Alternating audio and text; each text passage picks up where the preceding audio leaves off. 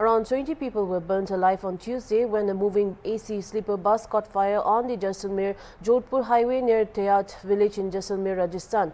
The fire, which broke out around 3:30 p.m., claims the lives of 20 passengers, including 79-year-old Hussain Khan, who succumbed to injuries in Jodhpur. The remaining 19 passengers were declared dead in Jaisalmer. According to the preliminary reports, the fire erupted from the rear of the bus, believed to have been caused by a short circuit, and quickly engulfed the entire vehicle. There were 57 passengers on board. In a desperate attempt to escape, several people jumped from the moving bus. At least 15 passengers, including 4 women and 2 children, sustained injuries, serious burns injuries, with some suffering up to 70% burns. They were first taken to Jawahar Hospital in Jaisalmer and later referred to Jodhpur for advanced treatment. A green corridor was created on the National Highway 125 to ensure their urgent transfer, with 8 ambulances escorted by the police. The District Collector Pratap Singh confirmed that the bus was completely gutted and many victims were burnt beyond recognition.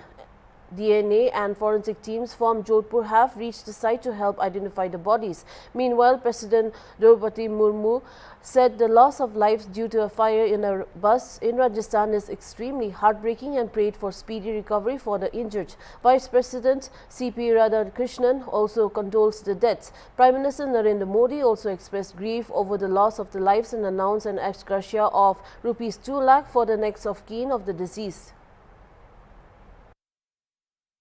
अत्यंत ही दुर्भाग्यपूर्ण और हृदय विदारक घटना कल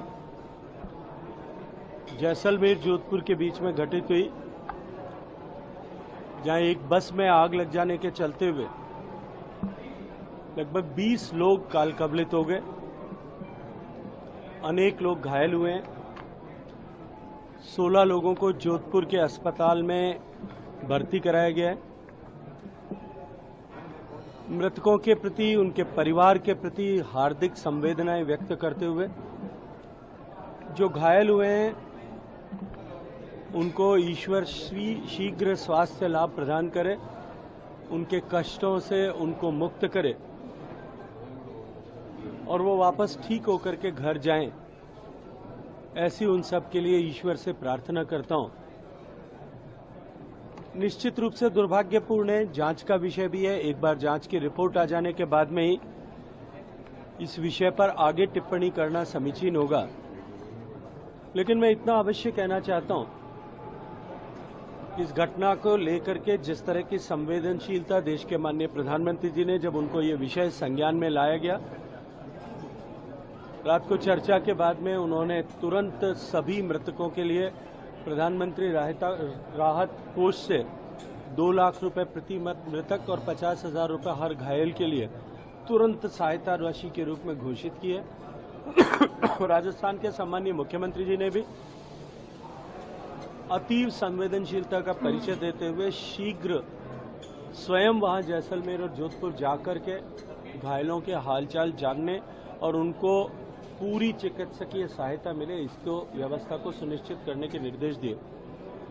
कल शाम को जब ये घटना मेरे संज्ञान में आई थी, बैठक चल रही थी, लेकिन उसके बीच में भी मैंने अधिकारियों से बात की, जिला कलेक्टर जैसलमेर से, जोधपुर से, मेडिकल कॉलेज जोधपुर के प्रिंसिपल से, और जैसलमेर से जब घायलों को लेकर के रवाना हुए उससे पहले ही जोधपुर में हमने सारी व्यवस्थाओं को चाक चौबंद किया था। सभी लोग मिलकर के घायलों को शीघ्र स्वास्थ्य लाभ प्राप्त हो, इसके लिए प्रयासरत है और हम सब लोग ईश्वर से प्रार्थना करते हुए मृतकों के प्रति एक बार फिर संवेदनाएं व्यक्त करते हैं।